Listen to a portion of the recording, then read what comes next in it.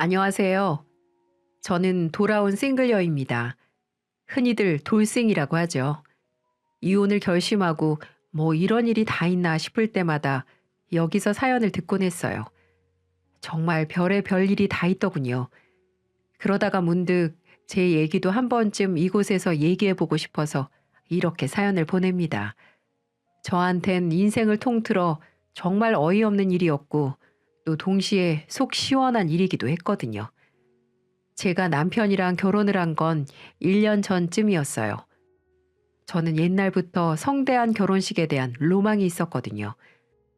집안에 식구도 많고 손님도 많고 하다 보니 사람들 다 불러다가 진짜 누구보다 성대한 결혼식을 올리고 싶었는데 하필 시국이 시국이라 결혼식을 하는 것조차 어려웠죠. 그냥 몇 명만 모아다가 억지로 할 수도 있었는데 그러고 싶진 않아서 그냥 결혼식 하지 말고 혼인신고만 하자고 남편에게 먼저 제안했어요. 그랬더니 남편도 그래, 그럼 시국 좀 좋아지면 우리 진짜 성대하게 결혼식 하자. 제일 좋은 호텔, 제일 큰 홀에서 결혼식 하게 해줄게. 그랬었는데 시국이 좋아지기도 전에 그 사람과 저는 이혼 도장을 찍게 됐네요. 남편은 또래에 비해 재력이 있는 편이었어요. 요즘 그런 단어 있죠? 파이어족. 젊을 때 극단적으로 돈 바짝 벌어서 일찍 은퇴하는 사람. 남편이 딱 그랬어요. 물론 부모님 돌아가시면서 상속받은 돈이 많기도 했지만 본인도 이름만 대면 알만한 대기업에서 일하다가 40대에 은퇴했습니다. 그 후에는 50억짜리 상가 건물을 하나 매입해서 그 건물 관리하면서 골프 치러 다니면서 그렇게 지내는 사람이었죠. 처음엔 호기심에 끌렸는데 나중엔 점점 마음이 통하고 대화가 통하면서 사랑이 싹트더군요. 그렇게 우리는 6개월이라는 짧은 연애 끝에 결혼에 골인했어요. 그런데 그때 유독 제 결혼을 못마땅해 하던 친구가 한 명 있었습니다. 만날 때마다 기분 나쁜 소리를 해서 저 친구를 계속 만나야 하나 손절해야 하나 싶을 정도였죠. 야, 너무 돈 보고 결혼하는 거 아니야? 너 속물 같아. 사람 속을 봐야지 돈만 봐서 되니? 어? 무슨 소리야? 그 사람 속이 얼마나 꽉 찬 사람인데. 진짜 착한 사람이야. 나밖에 모르고. 에휴, 그럴 리가. 남자들 다 똑같아. 결혼하기 전이니까 그렇지. 결혼해봐라. 잡은 물고기에 밥 주는 거 봤냐? 그냥 연애나 하다가 나중에 비슷한 사람 만나서 결혼해. 사람은 끼리끼리 놀아야 되는 거야. 물론 남편의 재력 역시 제가 결혼을 선택한 이유 중 하나이기도 했어요. 하지만 친구 말처럼 돈만 보고 하는 결혼은 결코 아니었습니다. 그럴 거였으면 더 돈 많은 영감님한테 시집 가려고 했겠죠. 아, 야, 됐어. 그만해. 왜, 전곡을 찔렀니? 돈 많은 사람 만나서 신분 상승해 보려고? 추해 보여. 그냥 네 수준에 맞게 살아라 얘. 정말 친구 뺨이라도 후려치려다가 겨우 참았어요. 다른 친구들도 같이 있었고 그 친구들이 제 눈치를 보며 그 기집애 말리는 모습을 보니 여기서 내가 분위기 망치면 다른 친구들한테 민폐겠구나 싶더라고요. 저는 그 친구와 거리를 두며 지내려고 노력했는데 쉽지는 않았습니다. 친구들 모임이면 마주칠 수밖에 없었고 남편이랑 결혼하고 집들이를 할 때도 부를 수밖에 없었으니까요. 그런데 다행인지 불행인지 남편 앞에서는 얌전하게 굴더라고요. 헛소리하면 진짜 당장 쫓아내버려야지 했는데 낯선 사람 앞이라 그런지 조심하는 모습 보면서 그래도 기본은 지킬 줄 아는 애구나 싶었어요. 아유, 정석 씨는 어쩜 그렇게 젊으신데 재력까지 갖추셨어요? 정말 대단하세요. 아닙니다. 부모님 재산 상속받은 게 컸어요. 그거 아니었으면 지금까지 오지도 못했을 거예요. 진짜 궁금해서 그러는데 그렇게 돈이 많으면 가장 좋은 점이 뭐예요? 뭐 아무 때나 갖고 싶은 거 다 살 수 있는 거? 아니요. 그런 것보다 우리 미연이 고생 안 시키고 결혼 생활 할 수 있는 게 가장 좋아요. 제가 별 볼 일 없는 회사원이었으면 미연이 손에 물 많이 묻혔을 텐데 다행히 아직까지는 손에 물 한 방울 안 묻히게 하겠다는 약속 잘 지키고 있습니다. 남편의 대답에 저는 어쩐지 우쭐해졌고 그 친구는 살짝 저를 째려보더군요. 야, 이기집애야. 너 정석 씨한테 잘해. 세상에 이런 남자가 어딨냐? 네가 무슨 복에 이렇게 좋은 분을 만나가지고 네가 전생에 나라라도 구했나 보다. 그래, 내가 전생에 나라 구했다. 왜? 너도 전생에 나라 좀 구하지 그랬어. 그럼 나처럼 살았을 거 아니야. 저는 농담처럼 가시돋치말을 하고는 화장실로 쏙 사라져 버렸어요. 친구 표정이 어떨지는 안 봐도 뻔했죠. 오랜만에 반격다운 반격을 해준 것 같아 속이 어찌나 시원하던지. 그 뒤로도 저는 그 친구가 있는 자리면 평소보다 더 예쁘게, 더 화려하게 입고 나타나곤 했어요. 온몸으로 나 이렇게 행복하게 잘 살고 있다를 보여주고 싶었거든요. 사실 저는 명품 같은 건 잘 몰라서 항상 인터넷으로 옷이나 가방을 사곤 했는데 결혼하고 나니까 남편이 여기저기 데리고 다니면서 참 많이도 사주더라고요. 됐다고 한사코 사양하는데도 이건 기념일 선물이다. 이건 크리스마스 선물이다. 이건 결혼해 준 거 고마워서 사주는 거다. 참 많은 이유를 대면서 안겨주니까 저도 못 이기는 척 받았고요. 근데 결혼 전까진 매일 일하던 사람이 결혼했다고 집에만 있으려니 너무 답답하더라고요. 그래서 남편한테 얘기해 옷가게를 시작했어요. 퇴근하고 돌아오면 저를 기다리고 있는 남편이 있다는 사실이 너무 행복했고요. 그렇게 여느 신혼부부들처럼 깨볶는 생활을 이어가고 있을 때였어요. 항상 저를 안 잊고 하던 그 친구가 저희 동네로 이사를 오더라고요. 저희 집 근처 회사로 이직했다면서 말이죠. 그렇게 으르렁대면서도 저는 또 바보같이 그래도 친구라고 이것저것 신경 쓰며 많이 챙겨줬습니다. 혼자 사는 애고 밤 늦게까지 일하니까 밥 못 챙겨 먹을까봐 저희 집 반찬 만들 때마다 조금씩 더 만들어서 갖다 주기도 하고, 아프다고 하면 남편이랑 한다름에 달려가서 약 사다 주고 죽까지 만들어 먹이면서 말이죠. 그런데 시간이 지나면 지날수록 친구의 행동이 도를 넘는 것 같았어요. 하루는 그런 일이 있었어요. 밤 12시가 넘어서 그 친구한테서 전화가 왔더라고요. 전 무슨 일이 있나 싶어서 바로 받았죠. 이 시간에 웬일이야?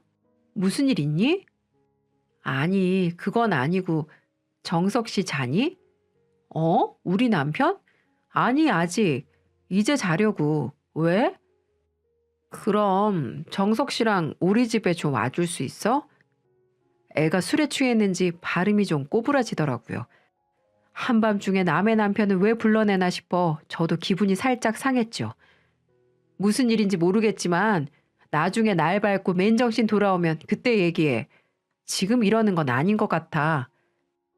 그러자 친구는 기분이 상했는지 버럭 소리를 지르더군요. 야, 내가 네 남편 잡아먹냐? 그냥 혼자 사니까 우울하고 외롭고 그래서 이야기 털어놓을 사람 좀 빌려달라는 건데 그게 그렇게 어려워? 그러고도 네가 내 친구야? 아우, 됐다 됐어. 내가 너한테 뭘 바라냐? 그러더니 전화를 뚝 끊어버렸어요. 어이없는 표정으로 휴대폰을 한참 쳐다보고 있자 화장실에서 나온 남편이 왜 그러고 있어? 라며 묻더라고요. 저는 자초지종을 얘기했어요. 그리고 기분이 나쁘다고 했더니 그 사람은 그저 사람 좋은 웃음을 허허 지으며 취해서 그랬나 보지 뭐. 당신 이해해. 얼른 자자. 내일도 출근해야 되잖아. 하며 절 다독이며 재워주더라고요. 묘하게 그의 편을 드는 것 같은 남편의 태도가 마음에 안 들긴 했지만 또 토닥토닥 다독여주는 남편 손길에 스르르 마음이 풀려 그렇게 잠이 들었습니다. 그러던 어느 날은 집에서 한창 저녁 식사 준비를 하고 있는데 그 친구로부터 전화가 왔어요. 야, 너네 오늘 저녁 메뉴 뭐야? 우리? 우리 뭐 그냥 간단하게 먹으려고 하는데 날이 더워서 불 앞에 오래 서 있기도 싫고 그냥 도우미 아줌마가 해놓은 반찬에 먹으려고. 아, 그럼 나도 가도 돼? 밥하기도 싫고 배고픈데 집에 먹을 게 하나도 없어. 뭐 그래. 특별한 반찬은 없지만 숟가락 하나 더 놓는 게 뭐 어려운가? 알았어. 그럼 나 지금 출발한다. 히히 웃던 친구는 그로부터 한참이 지나서야 저희 집에 도착했습니다. 걸어서 10분 거리에 있으면서 1시간 반이나 지나서 도착하더라고요. 그동안 저랑 남편은 쫄쫄 굶으며 기다리고 있었는데 말이에요. 화가 나서 전화를 하려던 찰나 친구가 도착했어요. 손에는 웬 3단 찬압을 2개나 들고 말이죠. 야, 이게 다 뭐야? 아유, 뭐긴 기집애야. 너 요리하기 싫어서 아줌마가 해놓은 걸로 그냥 밥 먹는다며. 그래서 내가 반찬 좀 만들어 왔어. 어떻게 맨날 아줌마가 해주는 것만 먹고 사냐? 가끔은 직접 만든 것도 먹고 그래야지. 아니, 아줌마가 만들든 내가 만들든 그게 뭐가 다르다고? 그 와중에 친구는 식탁으로 쪼르르 달려가 남편 앞에 찬압을 턱턱 내려놓더군요. 잡채, 해물찜, 생선조림, 거기에 갈비까지. 정말 무슨 잔치상을 방불케 하는 한상 차림이 완성됐어요. 어우, 해나 씨 덕분에 오늘 포식하게 생겼네요. 남편은 허허 웃으며 그 반찬들을 신기하게 쳐다보고 있더군요. 뭐가 그렇게 좋은지. 저는 그때부터 기분이 좀 상했죠. 그걸 아는지 모르는지 남편은 참 잘 먹더군요. 친구가 만들어 온 음식들을요. 입맛에 좀 맞으세요? 아우, 아주 맛있네요. 아줌마 솜씨랑은 또 달라요. 드시고 싶으시면 언제든 얘기하세요. 언제든지 또 해다 드릴게요. 미연이제는 워낙에 손재주가 없어서 요리도 잘 못할 텐데. 으이구, 이 기집애야.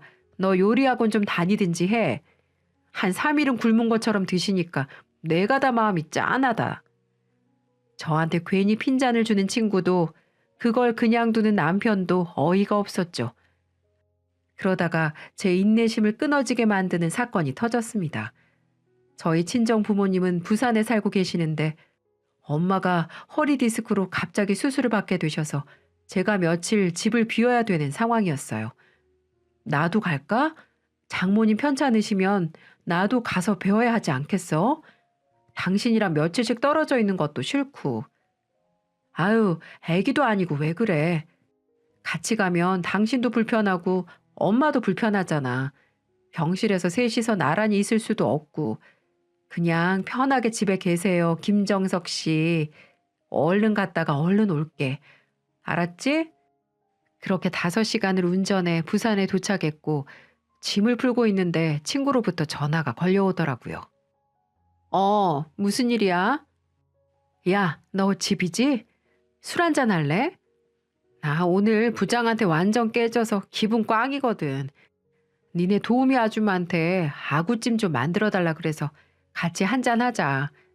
아줌마 아구찜 솜씨가 예술이잖아. 나 지금 부산 집에 와 있어. 술은 나중에 하자. 부산? 부산은 갑자기 왜? 엄마가 허리 디스크 때문에 수술하셔야 돼서 급하게 왔어. 나중에 올라가서 연락할게. 아, 그래? 그럼 언제 올라오는데? 글쎄, 며칠은 걸리겠지? 엄마 수술하고 입원해 있는 동안은 내가 보살펴 드려야 되니까. 아, 그래? 알았어. 친구는 굉장히 기분 좋게 전화를 끊더군요. 그때 알았어야 했어요. 친구가 무슨 생각을 하고 있는지. 저는 그것도 모르고 그저 엄마 걱정하느라 불길한 기운도 감지하지 못한 채 짐을 풀고 엄마 간호하는 데에만 정신이 팔려 있었어요. 그렇게 엄마를 수술실로 들여보내고 수술실 앞에서 초조하게 기다리고 있는데 모르는 번호로 전화 한 통이 걸려오더라고요. 여보세요? 아, 저기 건물에서 떡볶이집 하고 있는 사람인데요. 김정석 사장님 사모님 되시죠? 아, 네. 무슨 일이세요? 남편 건물의 세입자였어요. 혹시 몰라 비상 연락망으로 연락처를 주긴 했지만 저한테 연락이 올 일이 없을 텐데 무슨 일인가 의아했죠. 저기 사장님한테 말씀 좀 잘 전해주시면 안 될까요? 네? 갑자기 그게 무슨...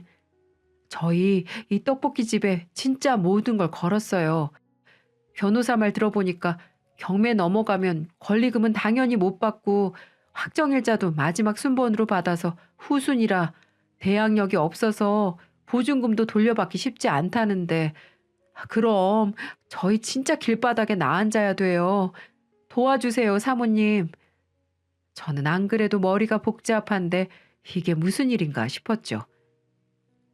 조금만 차근차근 얘기해 주시겠어요? 제가 상황 파악이 전혀 안 돼서요.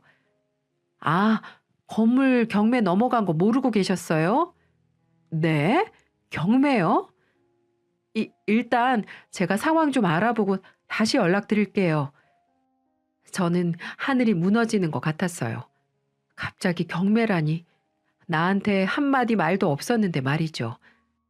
제가 부산에 내려오기 직전까지만 하더라도 남편은 여느 때와 다름이 없었는데 남편 재산은 사실상 그 건물이랑 저희 살고 있는 집이 다거든요.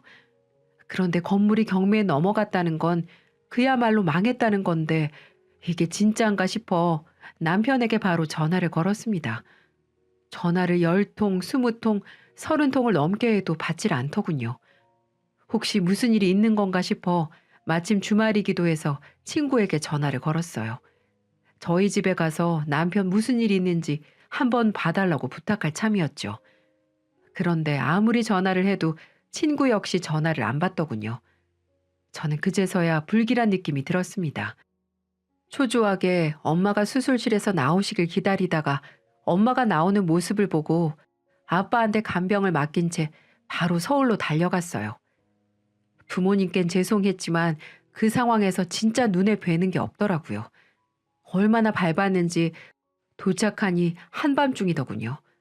떨리는 마음으로 집에 들어갔어요. 거실엔 술병이 나뒹굴고 테이블 위엔 찬압에 담긴 음식들이 아직 남아있더군요.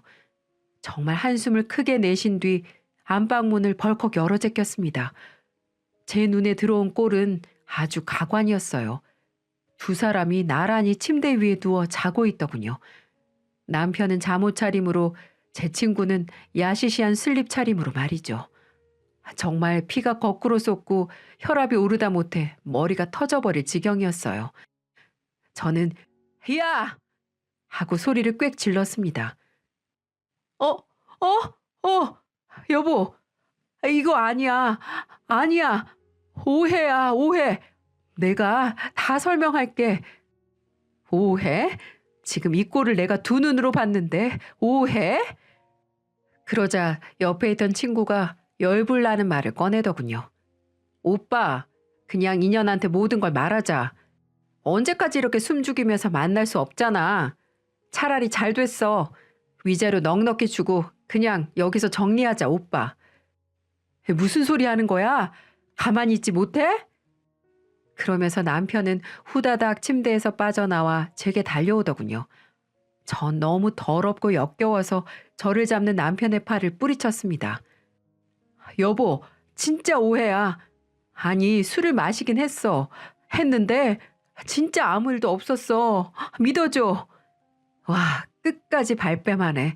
그럼 이 거지 같은 상황은 뭔데? 그리고 애초에 둘이 술을 왜 마시는데? 나도 없는 집에서. 아니, 해나가 반찬 해왔다고 문 열어달라길래 열어줬다가 기가 막히더군요. 그 와중에 친구는 아주 태연하게 주섬주섬 옷을 주워 입고 있었어요. 저는 당장 친구에게 달려가 머리채를 잡아챘죠. 결국 네가 일을 내는구나. 야, 이 더러운 기집애야. 주인도 없는 집에 네가 뭔데 반찬을 들고 들락거려? 그랬더니 친구는 오히려 당당하게 제 손을 뿌리치면서 절 노려보더군요. 그러게, 네 남편 좀 챙기지 그랬어. 오주가 안 챙겼으면 이렇게 쉽게 넘어올까? 남편은 발을 동동 구르며 친구에게 소리 지르고 있고 친구는 그러든지 말든지 신경도 안 쓰고 옷만 입고 저희 집에서 쏙 나가버리더군요. 뭘 믿어야 할지 정말 혼란스러웠어요.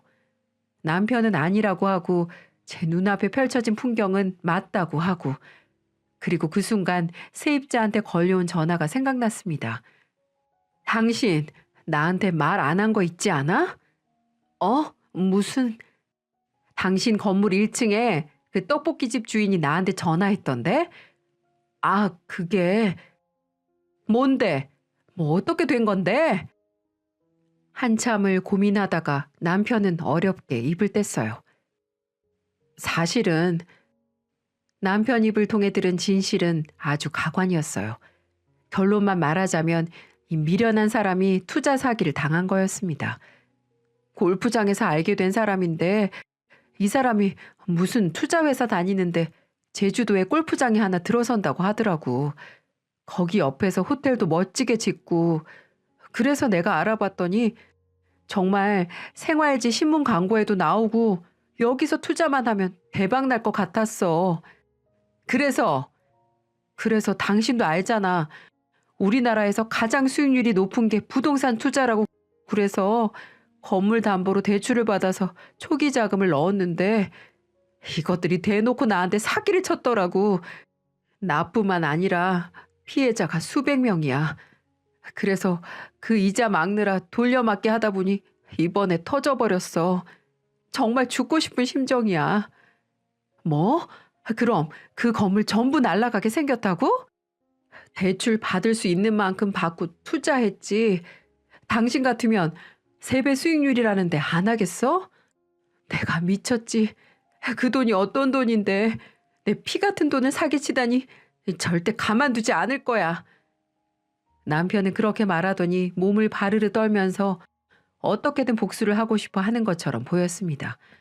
하지만 전 그 남편의 모습을 보고 가슴을 툭툭 치며 말을 했습니다. 아이고 인간아 인간아, 이제 바람까지 피더니 사기까지 당해? 너같이 생각 없는 놈이 투자를 했다고? 지나가는 개가 웃겠다 인간아. 요즘 세상에 누가 3배 넘게 수익을 안겨다 줘? 진짜 머리에 생각이라는 걸 하고 살아라.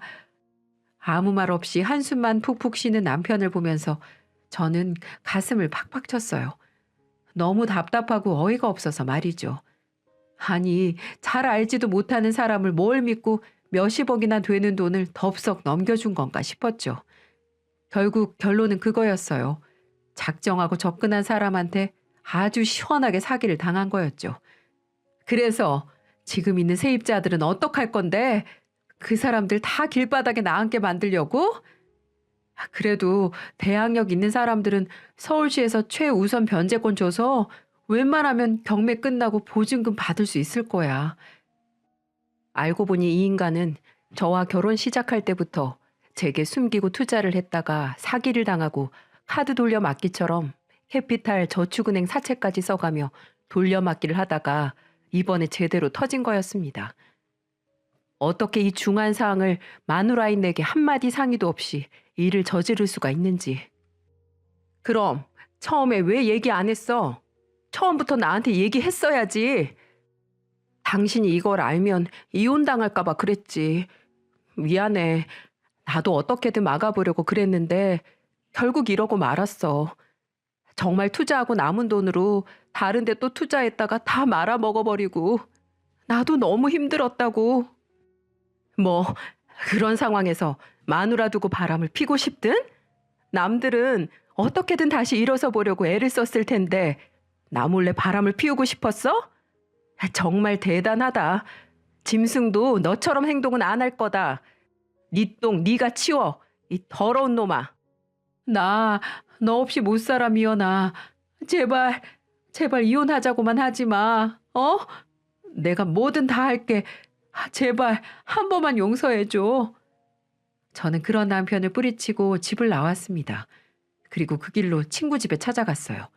문을 쾅쾅쾅 두드리니 친구, 아니 그 친구라고 생각했던 그 기집애가 나오더군요. 야, 시간이 몇 시인데 남의 집 문을 그렇게 두드려? 교양 없이. 교양? 교양이 다 자빠져 죽었다니? 네 입에서 교양 소리가 나오게. 어머, 얘 말하는 거 봐. 품이라고는 찾아볼 수가 없네. 야, 어디 와서 행패야 행패가? 네 남자 네가 못 지켜놓고. 그래? 아 그래, 내가 못 지켰네. 그치? 내가 버릴 테니까 네가 주워다 써라. 진짜? 진짜 헤어질 거야? 진심이지? 눈이 반짝거리는 기집애를 보고 있으니 얼마나 기가 차던지. 그래, 나 더 이상 그 인간이랑 못 살겠으니까 네가 데리고 살아봐. 너 그 인간 엄청 탐냈었잖아, 솔직히. 야, 사랑이 국경도 없다는데 친구 남편이라고 못 만날 필요 있냐? 너 나중 가서 딴소리하면 안 된다. 그리고 난 네 남편 재력도 재력이지만 진심으로 좋아서 만나는 거라고. 돈 때문에 이런다 생각하지 마라. 저는 속으로 비웃었습니다. 앞으로 무슨 일이 펼쳐질지 상상도 못하는 그 기집애에게 이것만큼 좋은 복수가 없겠구나 싶었어요. 저는 이혼 소송을 준비하기로 했습니다. 그런 쓰레기 같은 남편과는 더 이상 한 집, 한 공간에서 있기 싫었어요. 알고 보니 아파트도 이미 저당이 잡혀 손쓸 수 없는 상태였고, 저는 그 길로 짐을 싸고 나와 옷가게 근처에다가 급한 대로 투룸을 하나 구했어요. 물론 이걸 보시는 분들 중에 답답하다고 생각하신 분들도 있으실 거예요. 애초부터 친구년을 집으로 끌어들이는 게 아니었겠죠. 제 실수 맞습니다. 그 부분에 대해서는 저도 후회를 많이 하고 있어요. 저는 아무리 그래도 남 일이라고 생각했던 이런 일들이 제게는 일어나지 않을 거라 생각했거든요. 하지만 그건 저만의 큰 착각이었죠. 세상 살면서 나름 제 자신이 현명하다고 자부했는데 이런 일을 겪고 저도 많은 게 부족하다는 걸 깨달을 수 있었습니다. 그리고 2달쯤 뒤 그 기집애가 저를 찾아왔어요. 야, 어떻게 된 거야? 며칠 후에 그 건물이 경매에 넘어간다는 거 사실이야? 왜 나한테 얘기 안 해줬어? 지금 그 사람 술만 먹고 오면 돈 내놓으라고 물건 부수고 난리가 아니란 말이야. 무서워 죽겠다고. 경매 넘어간다니까 제정신이 아니라고. 뭐? 이제 알았나 보네. 그럼 잘 사는 가정 깨뜨려 놓고 잘 살길 바란 네가 제정신이 아닌 게 아니고? 니랑 그놈이랑은 어차피 똑같은 연놈들이야. 꼴 좋다. 뭐? 너 작정을 하고 나한테 이런 거지? 지금 우리 부모님 그리고 지인들 소개도 다 시켜줬는데 이제 어떡하냔 말이야. 뭐? 결혼 날짜 잡았다고? 잘 됐네. 너 그놈한테 사기당한 거야. 딱 보니 망하고 어디에서 의지할 데 없으니까 너한테 빈대 붙은 거였네. 어쩐다니? 근데 너 저번에 나한테 그랬잖아. 그 사람 좋아한다며, 사랑한다며. 네가 그렇게 애정하는 사람 뒷바라지 잘하면 되겠네. 뭐 잘 살지 못 살지는 뻔하지만 저는 그 얘기를 하면서 이미 이혼할 때부터 모든 상황을 예견했기 때문에 얼마나 시원하고 웃겼는 줄 몰라요. 그래서 여기로 찾아온 이유가 뭔데? 나한테 내 남편 뺏어가서 나도 망하게 생겼다 자랑하러 왔어? 그건 아니고 너 네 옷가게 있지? 그거 우리한테도 지분 있으니 2천만 원 주라고 말하러 왔어. 그놈의 인간이 너한테는 도저히 못 가겠다면서 나를 시켜서 내가 대신 왔어. 우리 진짜 길거리에 나앉게 생겼다고 그거라도 받아서 생활해야 된다고. 뭐? 웃기고 자빠졌네. 죽고 싶냐? 어디서 감히 나한테 돈을 내와라 말아야? 친구 남편 꼬셨으면 미안해서라도 손 안 벌리겠다. 이 뻔뻔한 가시네야. 한 번만 더 그딴 소리 했다간 머리끄댕이 다 뽑아버릴 줄 알아. 알았어? 저는 그렇게 말하고는 한 대 쥐어받고 싶었지만 괜한 걸로 사건 만들고 싶지 않아 쫓아내 버렸습니다. 앞으로 나한테 더 이상 연락하지 마. 난 그저 니네 둘이 100년 해로 하며 살길 바래. 진심이야. 결혼 축하한다. 꼭 검은 머리 팥불이 되도록 살길 바래. 제 등 뒤에 대고 무슨 소리냐고 소리소리 지르는 그 기집애를 뒤로 하고 전 자리를 떠났습니다. 그 뒤로 어떻게 됐냐고요? 저는 결혼 당시부터 운영하던 옷가게를 어차피 제 명의로 되어 있었기 때문에 계속 운영하면서 부족하지 않게 살고 있어요. 그리고 남편과 상간녀에게도 위자료 소송을 해놔서 각각 2천만 원을 지급하라는 판결을 받을 수 있었습니다. 하지만 지금 거지같이 살고 있는 그들에게 2천만 원이 있을 수가 있을까요?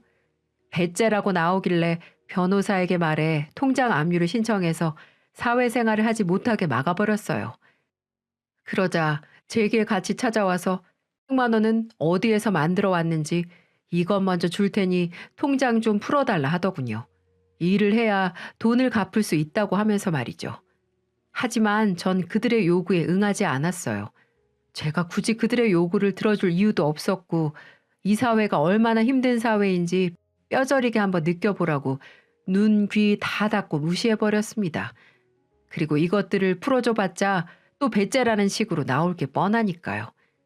내 앞에서 정말 힘들다고 눈물 콧물 흘리면서 하소연을 하는 그들의 모습을 보며 역시 사람은 죄를 짓고 살면 안 된다는 걸 다시 한번 깨달을 수 있었습니다. 그래서 저는 돈을 전부 받을 때까진 그들이 처참히 무너지는 꼴을 보고 살 겁니다. 그리고 들리는 소문에 의하면 남편에게 사기친 그 사기꾼을 잡긴 했다네요. 돈은 돌려받았냐고요? 아니요. 한 푼도요. 어디다 숨겨놓은 건지 모르겠지만 피해자들에게 돌려주지 않고 그냥 구속됐다고 하더군요. 이제 정말 그 남편 놈은 한 푼도 받지 못하게 된 거죠. 결국 인생 자체가 답도 안 나오는 상황이 되어버린 겁니다. 마누라 놔두고 바람핀 놈이나 남의 남자한테 끼부리는 기집애의 말로가 이런 거구나 하면서 요즘 지내고 있습니다. 다른 친구들도 그 애랑은 서서히 거리를 두는 것 같더라고요. 왜 아니겠어요? 친구 남편 뺏은 기집애랑 누가 상종을 해주나요? 그렇게 저의 짧은 결혼 생활은 끝이 났고 이제는 새로운 인생을 살고 있습니다. 남의 떡이 커 보인다는 말 있잖아요. 그치만 그 떡이 정말 먹을 수 있는 떡인지는 알고 찔러봤으면 좋았을 텐데 제 친구였던 그 애는 그저 커 보인다고 덥석 물었다가 지 팔자 말아먹은 꼴이 돼버렸습니다. 저도 그럴 수 있고 여러분도 그럴 수 있어요. 살다 보면 언젠가 남의 것이 탐날 수도 있겠죠. 그래도 우리 적어도 당당하게 살 수 있는 선택을 하자고요. 여러분, 잠시 잠깐의 욕심 때문에 내 인생 망치지 말고 남의 떡이 커 보이면 내 떡을 더 크게 만들면서 살아가 보면 어떨까요? 여러분, 찰나의 순간이 평생을 좌우한다고 해요. 오늘 여러분이 하시는 선택은 꼭 행복에 가까워지는 선택이었으면 좋겠습니다. 긴 이야기 들어주셔서 감사합니다.